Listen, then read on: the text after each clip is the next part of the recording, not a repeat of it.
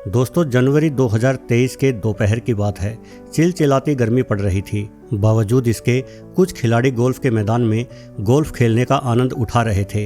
अब यदि आपके मन में ये विचार आया है कि भला जनवरी के महीने में गर्मी कहाँ से आ गई, तो आपको बता दूं कि ये खिलाड़ी जिस मैदान में गोल्फ खेल रहे थे वो मैदान ऑस्ट्रेलिया में है और पृथ्वी के दक्षिणी गोलार्ध में स्थित होने के कारण जनवरी ऑस्ट्रेलिया में गर्मी का महीना होता है।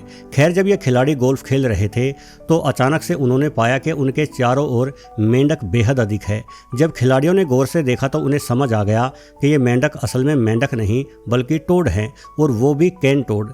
पूरा गोल्फ का मैदान केन टोडों से भरा हुआ था। किंतु बड़ी ही अनोखी बात ये थी कि केन टोड ऑस्ट्रेलिया में पाए ही नहीं जाते, बल्कि ये जीव तो दक्षिणी एवं मध्य अमेरिका के निवासी हैं। अब सवाल ये उठता है कि भला इन टोडों ने अमेरिका से लेकर ऑस्ट्रेलिया तक की इस विशाल दूरी को कैसे लांघ दिया। दरअसल इसकी वजह कोई और नहीं बल्कि हम इंसान हैं। हमने समय समय पर प्रकृति को नियंत्रण करने की पुरजोर कोशिश की है और उसके बड़े ही बुरे परिणाम भी झेले हैं।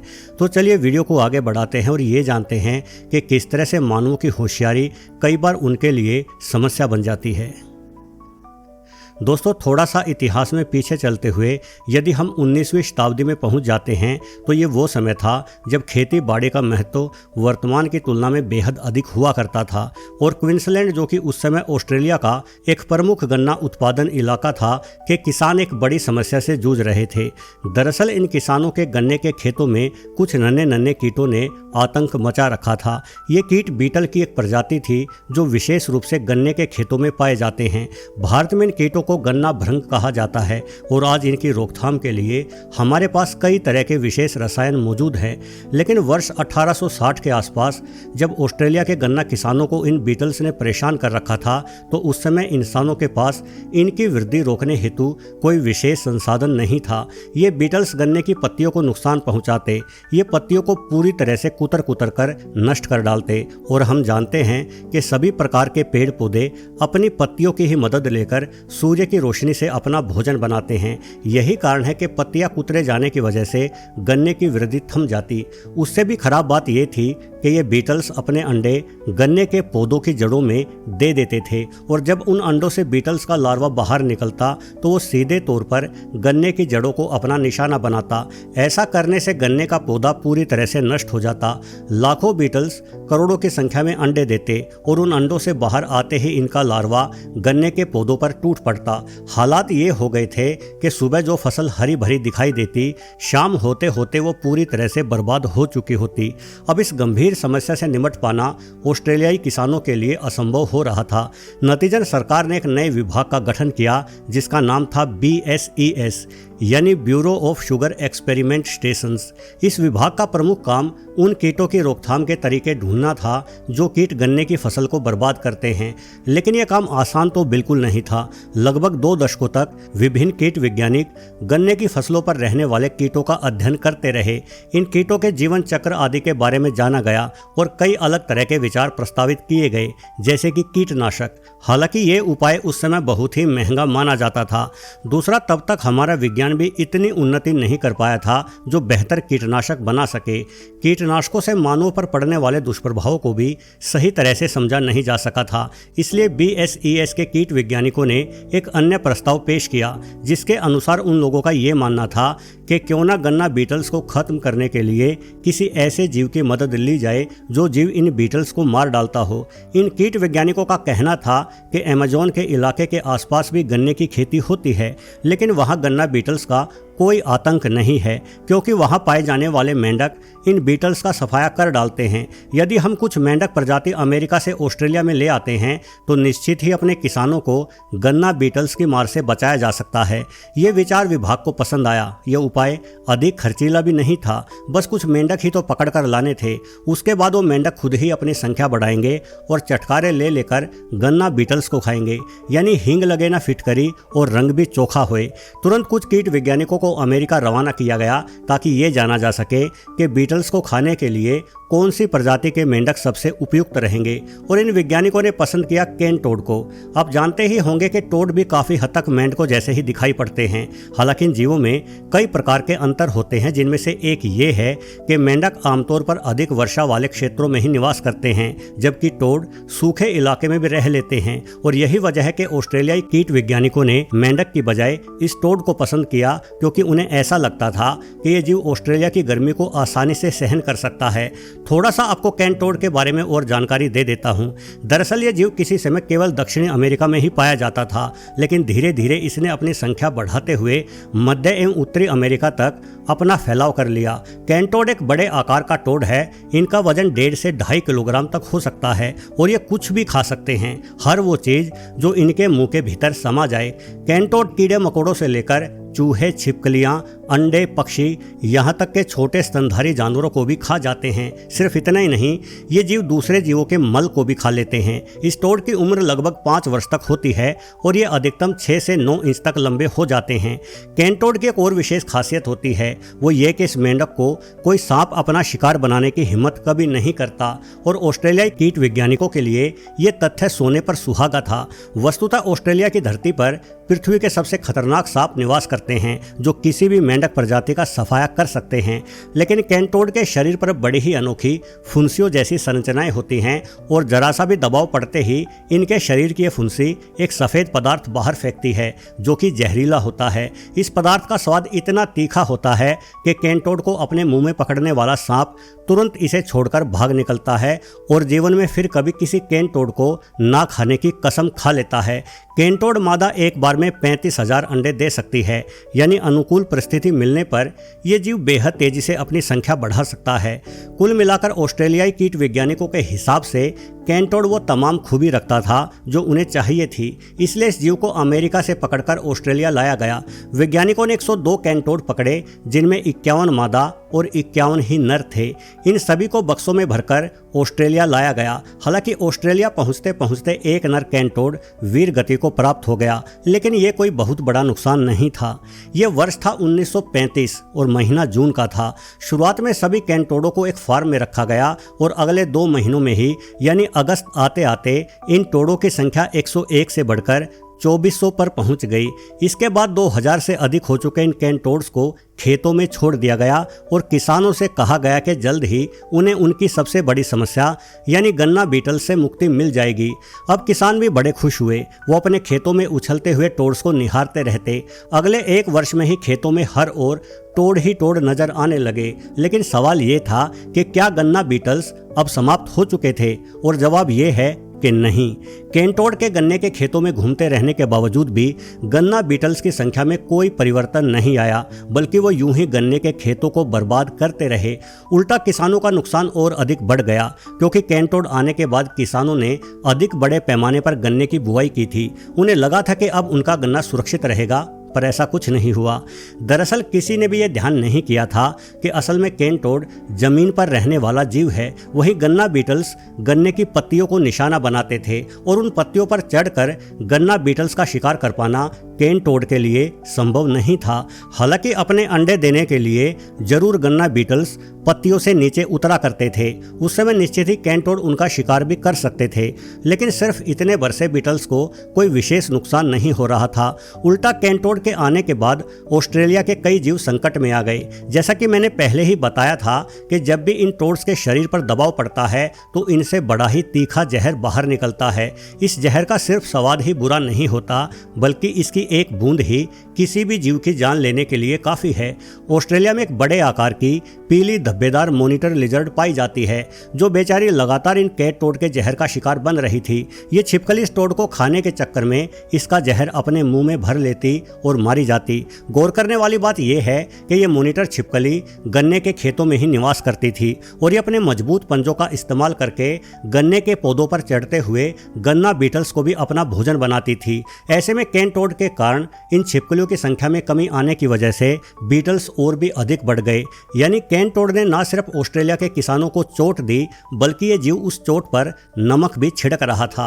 अब सवाल ये उठता है कि क्या पढ़े लिखे वैज्ञानिकों ने ये नहीं सोचा कि जमीन पर रहने वाला एक जीव अर्थात कैन टोड भला किस तरह से ऊंची पत्तियों पर निवास करने वाले जीव अर्थात गन्ना बीटल्स को अपना शिकार बना पाएगा। सच तो यह है कि उस समय सरकार ने BSES यानी bureau of sugar experiment stations नामक जो विभाग इन कीटों से निपटने के लिए बनाया था, वो विभाग ही पूरी तरह से भ्रष्ट था। उसमें विशेष तौर से उन लोगों को भर्ती किया गया था जो लोग सरकार की चाटुकारिता करने में ही व्यस्त रहते हैं। मतलब विभाग में शामिल किए गए सभी लोगों का वही हाल था जो आमतौर पर हर सरकारी विभाग का होता है।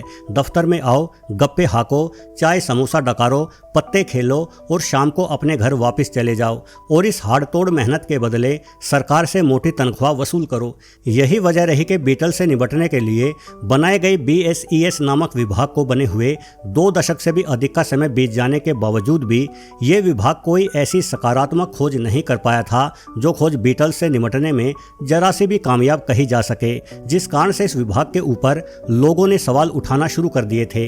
ऐसे में अपनी साख बचाने के लिए विभाग के अधिकारियों ने बिना पूरी जानकारी लिए ही अमेरिका से कैन टोड आयात करने के आदेश दे डाले और अपनी और अधिक फजीहत भी करवा ली।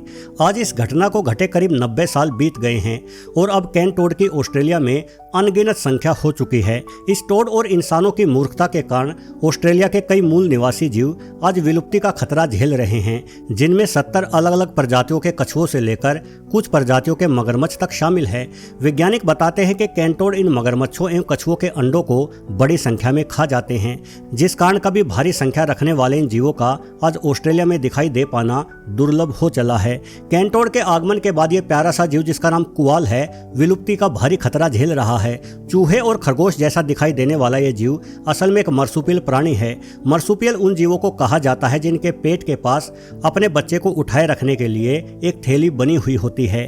किसी समय कुआल भारी संख्या में ऑस्ट्रेलिया की सरजमीन पर घुमा करते थे, लेकिन आज इनके छोटे बच्चों को कैन टोड खा जाते हैं, जिस कारण आने वाले कुछ ही वर्षों में शायद ये जीव विलुप्त हो जाएगा। दोस्तों, इसमें कोई शक नहीं है कि प्रकृति में जीवन निर्माण के लिए आहार श्रृंखला का योगदान बड़ा ही विशेष होता है। जीव जंतु एक दूसरे को भोजन बनाकर एक दूसरे की संख्या को नियंत्रण में रखते हैं, जिससे प्रकृति में खुशहाली बनी रहती है।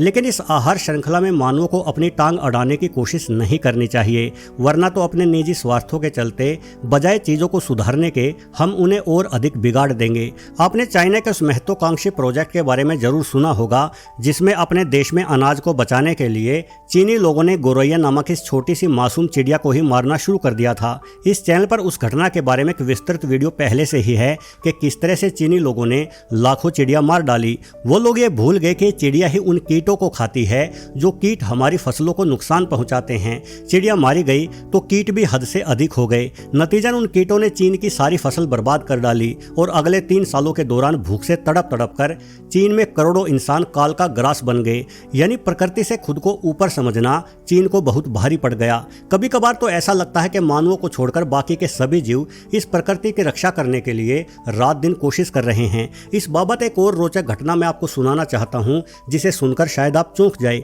और आपको एहसास हो कि किस तरह से नन्हे नन्हे जीव हमारी गलतियों की भरपाई कर रहे हैं। तो चलिए एक और रोचक घटना की ओर बढ़ते हैं।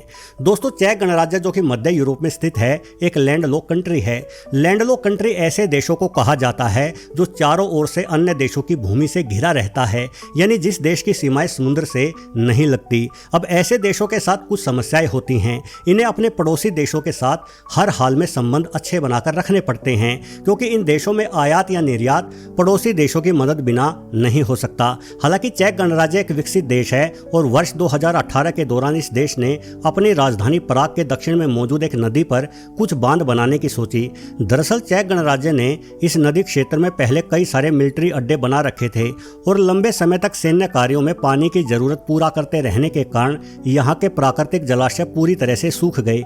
ऐसे में सरकार ने सोचा कि क्यों न नदी पर कुछ बांध बनाकर नदी के पानी की तेज गति पर ब्रेक लगाया जाए। बांध बन जाने के कारण नदी का पानी अधिक बड़े इलाके तक फैलेगा, जिस वजह से भूमिगत पानी फिर से रिचार्ज हो जाएगा। किंतु इस पूरी परियोजना को सिर्फ कागजों पर ही लिखकर ठंडे बस्ते में डाल दिया गया। असल में चेक गणराज्य के दक्षिण से होकर बहती ये नदी आगे ऑस्ट्रिया और जर्मनी से होकर भी गुजरती है। है और इन दोनों ही देशों ने इस बांध परियोजना को मंजूरी नहीं दी, क्योंकि इन देशों को लगा कि बांध बन जाने के कारण उनके देश तक नदी का पानी पहुंच नहीं पाएगा। लेकिन चमत्कार तो तब हो गया जब पिछले साल यानी 2024 में कुछ वैज्ञानिकों ने इस पूरे इलाके का सर्वेक्षण करके ये कहा कि अब यहाँ बांध बनाने की कोई आवश्यकता नहीं है, क्योंकि यहाँ तो पहले से ही बांध बने हुए हैं। सरकार जो काम करोड़ों अरबों रुपयों का बजट बनाकर भी नहीं कर पा रही थी, वो काम बिल्कुल मुफ्त में हो गया। इस नदी पर लकड़ियों एवं पत्थरों की मदद से छोटे बड़े कई बांध बने हुए थे जो नदी के बहाव को रोक देने में सक्षम थे। इन बांधों की मदद से नदी का पानी अब पूरे इलाके में फैलता हुआ आगे बढ़ रहा था, परंतु सवाल ये था कि आखिर वो कर्मठ मजदूर कौन थे जिन्होंने इन बांधों का निर्माण किया। तो लीजिए मिल लीजिए इन भाई साहब से। ये हैं बीवर, जो बांध बनाने में उस्ताद होते हैं। काफी लंबे समय से चेक गणराज्य अपने देश में जीव जंतुओं की संख्या बढ़ाने के लिए कार्य कर रहा था और इस कार्य में इस देश को सफलता भी मिल रही थी। वर्ष 2000 की तुलना में यहाँ बीवरों की संख्या 2 गुनी हो चुकी है और इस खूबसूरत जीव ने भी अपने देश को इन बांधों के रूप में शानदार उपहार दिया। यदि आप बीवर के बारे में अधिक नहीं जानते तो मैं आपको बता दूं कि यह पानी के आसपास रहने वाला ऊद बिलाऊ जैसा ही एक जीव है। इसे मछली खाना बड़ा पसंद है और उन्हीं मछलियों को फांसने के लिए ये बहते पानी पर लकड़ियों, पत्थरों एवं गीली मिट्टी की मदद से बांध बनाते हैं। इस जीव द्वारा बांध बनाए जाने की एक मुख्य वजह खुद की सुरक्षा करना भी है। दरअसल भेड़िए जैसे कई जीव बीवर का शिकार करना बड़ा पसंद करते हैं। बीवर जमीन पर धीमी गति से चलते हैं, किंतु ये पानी में तेजी से तैर सकते हैं। इसलिए बीवर चाहते हैं कि जहां वो रहें उनके आसपास पानी ही पानी भरा हो, क्योंकि वो पानी में ही खुद को सुरक्षित मानते हैं। आमतौर पर बीवर अपने द्वारा बनाए गए बांध के ऊपर वाले हिस्से में ही रहना शुरू कर देते हैं, जहां वो शिकारियों से बिल्कुल सुरक्षित रह सकते हैं। बीवर मिलकर कार्य करते हैं। कुछ सदस्य अपने नुकीले दांतों से खुरसते हुए पेड़ों की टहनियों को काट देते हैं और कुछ उन कटी हुई टहनियों को उठाकर लाते हैं। साथ ही आवश्यकता अनुसार पत्थरों को भी उठाकर लाया जाता है। वहीं जो सदस्य सबसे अधिक अनुभवी होता है वो इन टहनियों एवं पत्थरों को एक के ऊपर एक रखते हुए मिट्टी से लीप देता है। बीवर द्वारा बनाए गए बांध बड़े ही मजबूत होते हैं। साथ ही ये जीव पीढ़ियों से इस कार्य को करते आ रहे हैं। ये बड़ी अच्छी तरह से जानते हैं कि नदी में कहां और किस ओर बांध बनाना है। ये पहले घूम घूम कर नदी में सबसे बेहतर स्थान को तलाशते हैं और उसके बाद ही बांध निर्माण का कार्य शुरू करते हैं, ताकि अधिक से अधिक मात्रा में पानी को रोका जा सके। चेक गणराज्य में बनाए गए बीवरों के बांध को देखकर कुछ लोग इतने उत्साही हो गए कि उन्होंने इस जीव को अपने देश का राष्ट्रीय पशु घोषित करने की अपील की। वहीं कुछ लोगों का कहना था कि बांध बनाने का यह काम एक ही बीवर परिवार ने किया है और वो भी मात्र 2 दिनों में। हालांकि जीव वैज्ञानिक गार्ड स्वेब, जो कि बीवरों के जानकार भी हैं, का मानना है कि इसमें कोई शक नहीं है कि बीवर बड़े ही मेहनती होते हैं। ये दिन में 15 घंटों तक लगातार बिना रुके काम करते रहते हैं, किंतु फिर भी 2 दिनों में एक बीवर परिवार द्वारा बांध बना देने की बात को नहीं माना जा सकता। इस कार्य में इस छोटे जीव ने कई महीने लगा दिए होंगे। वहीं दूसरी ओर एक अन्य जीव वैज्ञानिक जेरी विलेक बवेरियन का कहना है कि वास्तव में बीवर अपने काम में इतने निपुण होते हैं कि ये एक रात में भी बांध बना सकते हैं। जेरी कहते हैं कि सबसे अच्छी बात तो ये है कि बीवर को बांध बनाने के लिए ना अपने अफसरों से बात करनी होती है, ना दूसरे देशों से मंजूरी लेनी पड़ती है और ना ही इन्हें बांध का ठेका लेने के लिए अधिकारियों को पैसे खिलाने पड़ते हैं। बीवर अपनी मर्जी के मालिक है। मन में आया और बांध बना डाला, और जो जीव अपने मन से कार्य करता है उसका कार्य हमेशा ही कुशल एवं निपुणता के साथ साथ तेज गति से भी होता है। वास्तव में जो बांध चेक गणराज्य में बनाए जाने थे उनका मकसद किसी बिजली परियोजना या सिंचाई परियोजना को चालू करना नहीं था, बल्कि उनका मकसद केवल प्रकृति की रक्षा करना था। सूखी हुई भूमि में फिर से नमी भरना था और बीवर ने यह जिम्मेदारी बखूबी निभाई। जो काम इंसान कई वर्षों में भी नहीं कर पाए, उस काम को इस छोटे जीव ने न सिर्फ पूरा किया बल्कि कुछ ही महीनों में पूरा कर दिखाया और इंसानों को समझाया कि यदि लगन सच्ची हो तो कुछ भी हासिल किया जा सकता है। वैसे चेक गणराज्य अकेली ऐसी भूमि नहीं है जहां बीवरों द्वारा बांध बनाए गए हैं, बल्कि इस अद्भुत प्राणी ने कारनामा दुनिया भर में किया है। एक अमेरिकी वैज्ञानिक का कहना है कि बीवरों ने दुनिया भर में इतने बांध बनाए हैं कि यदि हम उन सभी बांधों को इंसानों द्वारा बनवाते तो हमें प्रति वर्ष करीब 60 करोड़ अमेरिकी डॉलर यानी लगभग 5000 करोड़ भारतीय रुपयों के बराबर रकम खर्च करनी पड़ती। सोचिए कि जीव 5000 करोड़ रुपए प्रति वर्ष का कार्य मुफ्त में ही करता है। मुझे लगता है कि हम इंसानों को बीवर के इस कार्य के लिए इन्हें कुछ मेहनताना जरूर देना चाहिए, लेकिन हम बिल्कुल उल्टा करते हैं। हैं। असल में प्रकृति के लिए बीवरों द्वारा बनाए गए बांध भले ही फायदे का सौदा हो। जहां बीवर बांध बनाते हैं वहां जल स्तर बढ़ने के कारण अनेकों जलचर पक्षी एवं उभयचर भी आकर रहना शुरू कर देते हैं। यानी बीवर अपने इन बांधों के ही जरिए दूसरे जीवों को भी आश्रय प्रदान करते हैं। किंतु इंसानों के लिए बीवरों के बांध हमेशा फायदे का सौदा नहीं रहते। कई बार ये बांध आसपास के खेतों में बाढ़ का कारण भी बन जाते हैं, जिस वजह से किसान बीवरों को पसंद नहीं करते। लेकिन यह भी सच है कि भले ही इंसानों को इन बांधों से कुछ नुकसान पहुंचता हो, परंतु प्रकृति निर्माण में बीवर द्वारा बनाए गए बांध बड़ा ही खास स्थान रखते हैं। ये जीव रात दिन मेहनत करके हमारी धरती को बचाने पर लगा हुआ है। शायद हम सबको इस जीव को धन्यवाद तो करना चाहिए। वीडियो देखने के लिए आपका बहुत बहुत धन्यवाद।